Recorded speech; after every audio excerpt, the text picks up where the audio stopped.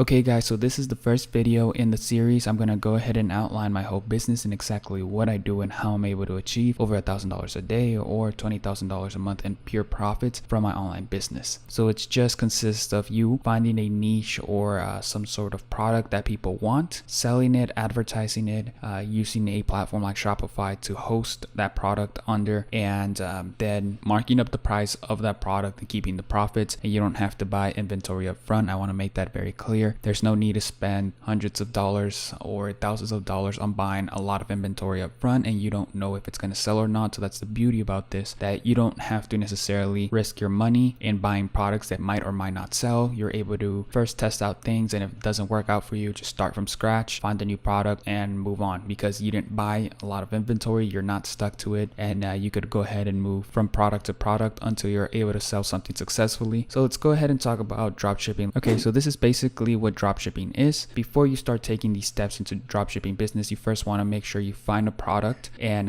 you create a store around that product. And once that is done, you then focus on this aspect of your business. By the way, I'll be covering all that in the series, so make sure to stay tuned. So back to the outline. The first thing you want to do after you have your store created, you have your product and whatnot, you want to go ahead and market your store. You want to market your products, and you do this two main ways. There's obviously a lot of ways. There's no exact way to do this. You could do this with Google AdSense or whatever you guys want, but these are the main ways you do it with dropshipping. You use Facebook ads and influencers. Influencers are people who have a large following, hence the name influencer, because they're able to influence other people. But that's basically what influencer marketing is. So think of those people that have hundreds and thousands, well, not hundreds, but thousands of followers on Instagram, on YouTube, on Twitter, on Snapchat, whatever the case may be. You're gonna go ahead and talk to those brands or those people and tell them if they could go ahead and shout you out, or if they could go ahead and talk about your product or recommend it. And of course, they're going to charge you a fee, or they might ask you for commissions on every product sold. And then Facebook ads, hopefully you guys know what that is. If not,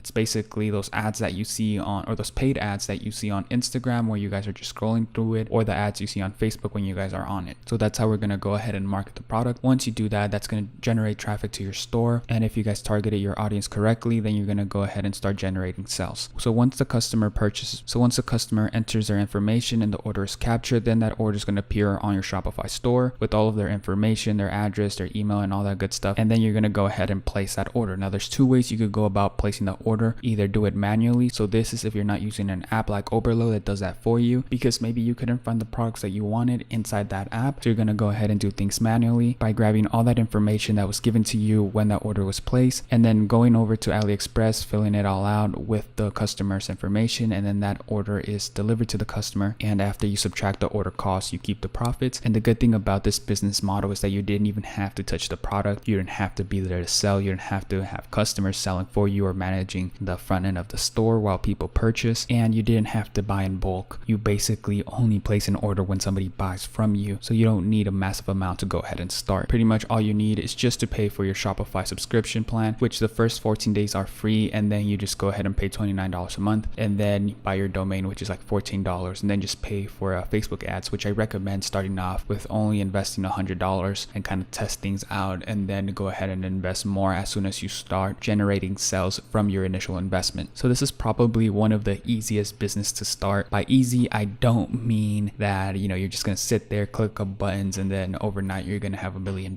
I don't mean that by easy. It's not something that happens overnight. By easy, I mean that you need the least amount of red tape to cut through, if that makes any sense. So you don't have to go look for a location to sell and then spend money on having banners done and customizing your store and setting everything up. All you do is just go ahead, create a website. Well, first you find a product, find a niche you want to get into, create a website. Everything's already laid out for you. All you have to do is mostly just drag and drop, tweak things out, change colors around, add prices, then go ahead and advertise the store, and then start generating sales. And you don't have to pay a rent for a place. You don't have to pay employees. You don't have to pay electricity, water, any of that. You just pay those $29 a month and whatever you spend on sales. But that's an investment, because the more you spend, the more money you make. So hopefully you guys see the potential, and hopefully you guys are excited and you guys want to watch the next few videos. I'm pretty sure they'll help you guys out tremendously, and it's going to be enough to go ahead and get you guys started. So make sure to watch those videos, and I'll be talking a little bit more in depth. But first, let's go ahead and talk about how I manage my stores.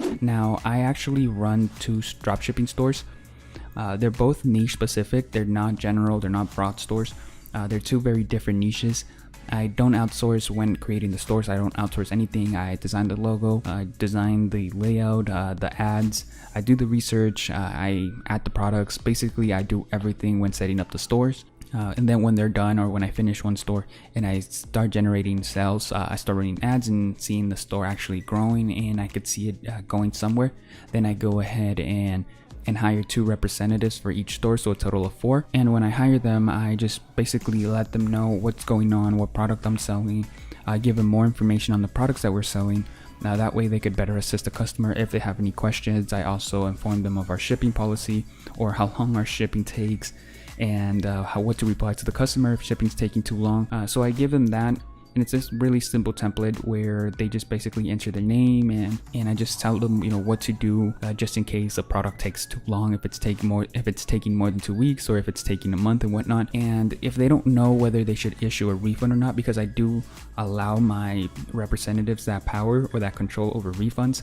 I know some of you guys might feel a little bit skeptical, but I make sure I choose the best reps that I could, so I could trust them with that job. So I basically tell them under what circumstances they're allowed to issue refunds and when they're not allowed to issue refunds. Now, if they're unclear, they write that information down, as well as if they issue any refunds, or they in the email section they receive any chargebacks, or basically I received any chargebacks.